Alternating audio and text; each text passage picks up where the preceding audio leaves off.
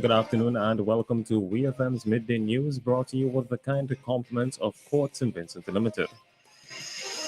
Find the frames you love at Quartz Optical. Shop today and enjoy 50% off our wide selection of fashionable frames.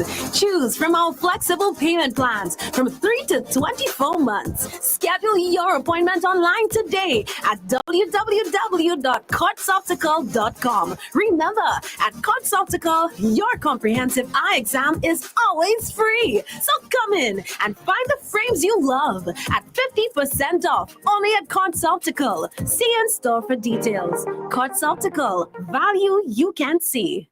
Welcome back to WEFM's Midday News, brought to you with the kind compliments of Courts and Vincent Limited. I am your presenter, Rajiv Providence. First, on the local scene, a 30-year-old fruit vendor accused of the murder of St. Vincent and the Grenadines' seventh homicide victim of 2023 made his first court appearance on Monday. Abdul Garrick of Rockies appeared at the Serious Offences Court on Monday, February 20th, for arraignment where he did not have to plead to the indictable charge. Garrick was remanded into custody at His Majesty's Prison, pending a preliminary inquiry. According to police, Garrick, a fruit vendor, was arrested in connection with the February 10, 2023, death of Paulina Graves, a 28-year-old timekeeper of Dorsetshire Hill. Graves died at the Milton Cato Memorial Hospital after she was approached and shot in the head at the Dorsetshire Hill on Thursday, February 9, 2023, at about 8:30 p.m. Miller Squad was crowned champions at the inaugural Paget Farm Police Youth Club Spelling Bee competition after edging out James Squad and the McMaster Squad into second and third place, respectively. The competition was held on Saturday, February 18, 2023, at the Paget Farm Community Center. Mariana Grant and Shamia Oliver represented Miller Squad and amassed a total of 41 points. James's squad, Natalia Stowe and Kanaya Hazel, earned 27 points, while McMaster Squad, Odelia Compton, and Misha Oliver scored 20 points. The participants were drawn from grades 5 and 6 of the Paget Farm Government School.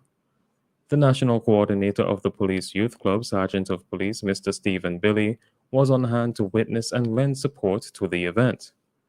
Noting that the participants were all females, the national coordinator stated that he would love to see some more males participate at the next competition. The participants received school supplies as prizes. Still on the local scene, on Sunday, February 19, 2023, hundreds of Bim-Bims, Brownie Guides, Girl Guides, Ranger Guides, young leaders, and guiders of the local Girl Guiding Association turned out to celebrate World Thinking Day under the theme, Our World, Our Peaceful Future, the Environment, and Peace. World Thinking Day is a special day across the 152 member organizations and 10 million members of the World Association of Girl Guides and Girl Scouts. World Thinking Day is celebrated on February 22nd each year and is a day for international friendship since 1926. Every year on the 22nd of February, Girl Guides and Girl Scouts celebrate the movement by connecting with each other and having fun together, learning about and taking action on the global issues that affect their local communities, and fundraising for Girl Guides and Girl Scouts around the world. Locally, the Girl Guides Association of St. Vincent and the Grenadines hosted a celebratory parade from the Peace Memorial Hall to the Kingston Methodist Church, where a special ceremony then commenced. This year's ceremony featured Bim-Bims, Brownie Guides, Girl Guides, and Ranger Guides from the Windward and Leeward divisions, as well as the Kingstown and the Grenadines division. On to news in the region. A 21-year-old man in the Bahamas has been remanded into custody until Thursday after he appeared in a magistrate court on Monday charged with threatening to kill the island's Prime Minister, Philip Davis. The man denied the accusation when he made his initial appearance in the magistrate court of making the death threat on February 18th. Chief Magistrate Joyan Ferguson Pratt remanded him to prison until Thursday, when he will return for a bail hearing. The charges against him come nearly 2 weeks after a 58-year-old man was questioned for making similar death threats against Davis, who led the Progressive Liberal Party PLP in September 2021, defeating the incumbent Free National Movement FNM government of Dr. Hubert Minnis.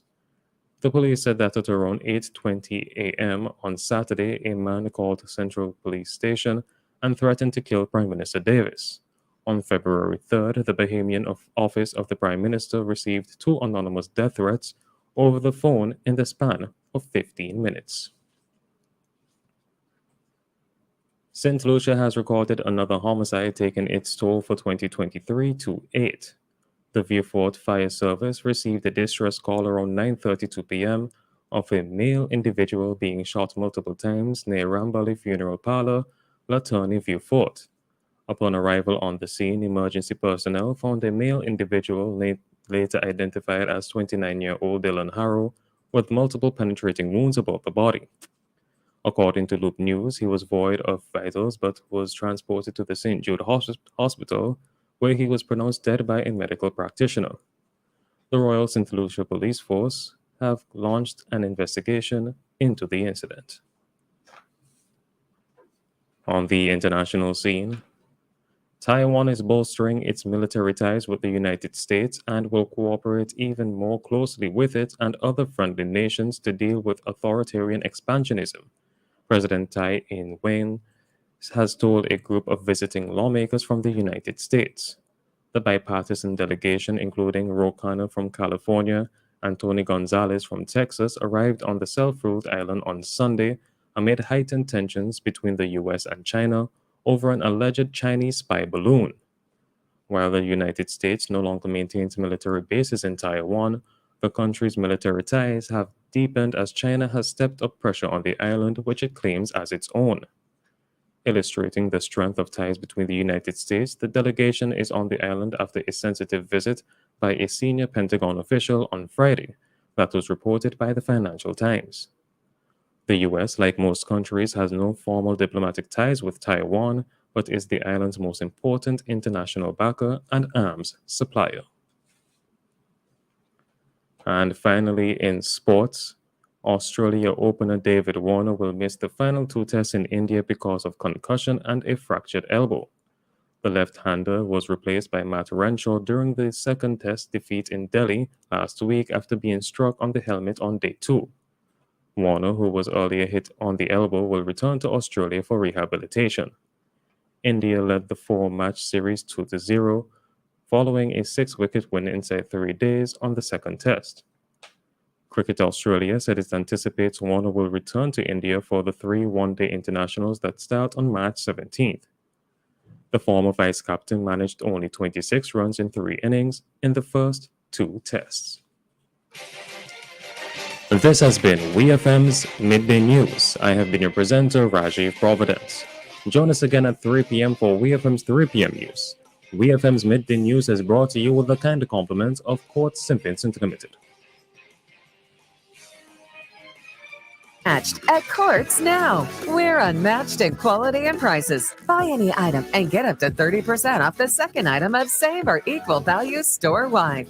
When you shop with Ready Finance, you can get it now with no cash and pay over time. Now that's unmatched value. Use